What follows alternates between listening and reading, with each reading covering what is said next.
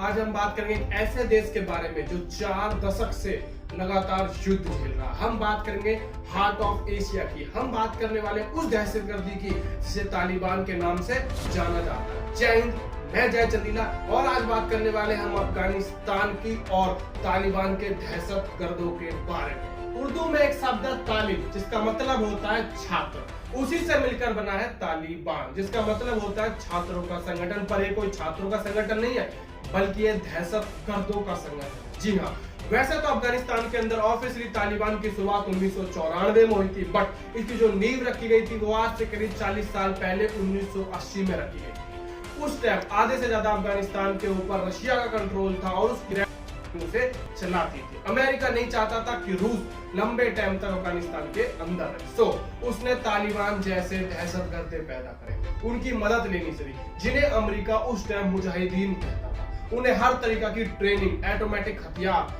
बंदूकें, गाड़ियां, ये सब अमेरिका ने प्रोवाइड करता ताकि रशिया मजबूरन अफगानिस्तान को छोड़कर चला जाए। 1991 आते आते रशिया बुरी तरह से टूटने लगा और मजबूरन उसे 1991 के अंदर अफगानिस्तान से वॉकआउट करना पड़ा और इस बार तालिबान की विजय हुई। उसके बाद तालिबान शांत हुआ, पर 1994 में एक ऐसी घटना घटी जिसके बाद दोबारा से इसका उदय हुआ। इसका उदय करने वाला था उमर अब्दुल्ला। 1994 के आसपास उमर अब्दुल्ला एक मदरसे के अंदर पढ़ा था।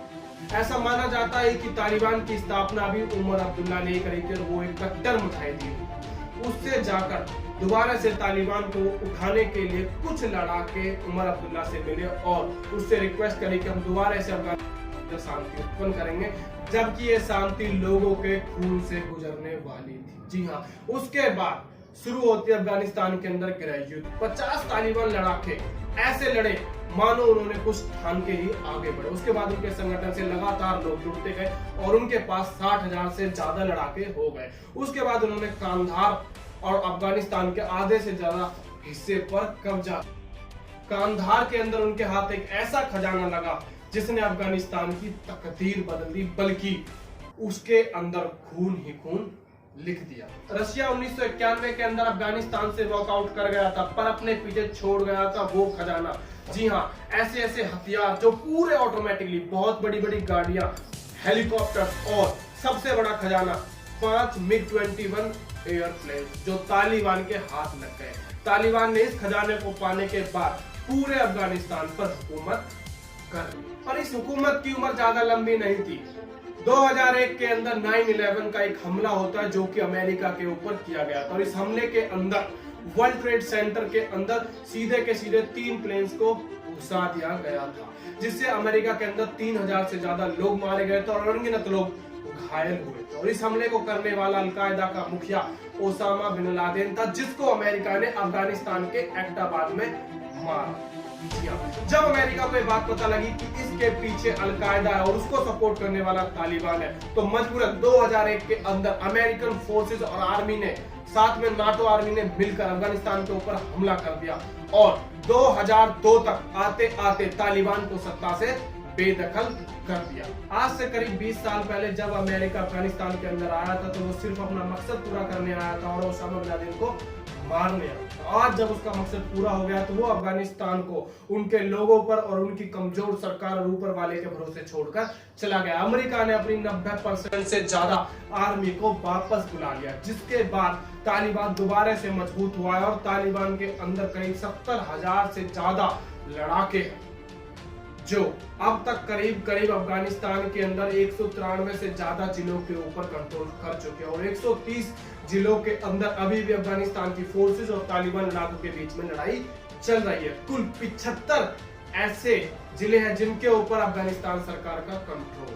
अमेरिका तो वॉकआउट कर गया पर अफगानिस्तान के ऊपर छोड़ गया एक मुसीबतों का हाथिया।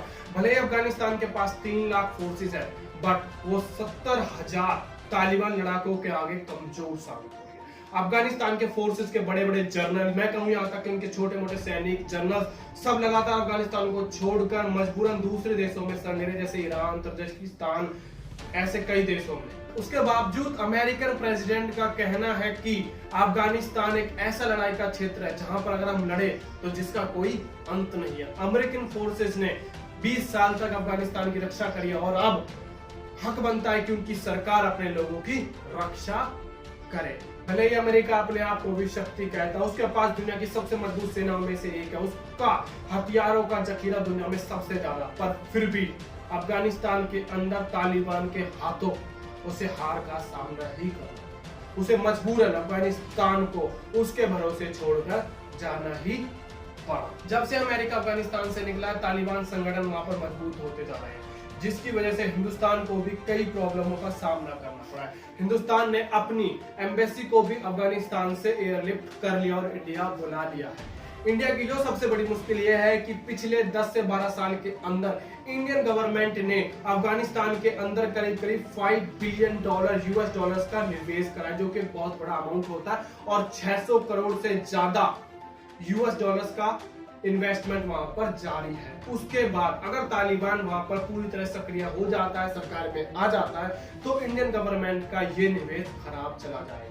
उसके बाद कई इंडियन जो अफगानिस्तान के अंदर रहते हैं, उनकी भी मुसीबतें बढ़ जाएंगी। तालिबान एक ऐसा दहशतगर्द है जहां पर 10 साल से ज्यादा की लड़कियां पढ़ नहीं सकती, नन्ही नन्ही बच्चियों को बुरखे के अंदर रहना पड़ता है, और लोगों को जबरन दाढ़ी बढ़ा के रखनी पड़ती है, अपनी मूंछ कटवा के रखनी पड़ती है। वहां पर कोई कोट पैंट नहीं पहन सकता, यहाँ तक कि अगर कोई चोरी कर ले तो उसके हाथ काट दिए जाते हैं, आंखें फोड़ दी जाती है, तो किसी औरत को देख लेते। उसके बावजूद भी इंडिया में एक तरह ऐसा है खुल्लम खुल्ला अफगानिस्तान को सपोर्ट करता है, अफगानिस्तान के अंदर तालिबान को सपोर्ट करता है और कहता है कि अफगानिस्तान के अंदर तालिबान की सरकार आनी चाहिए।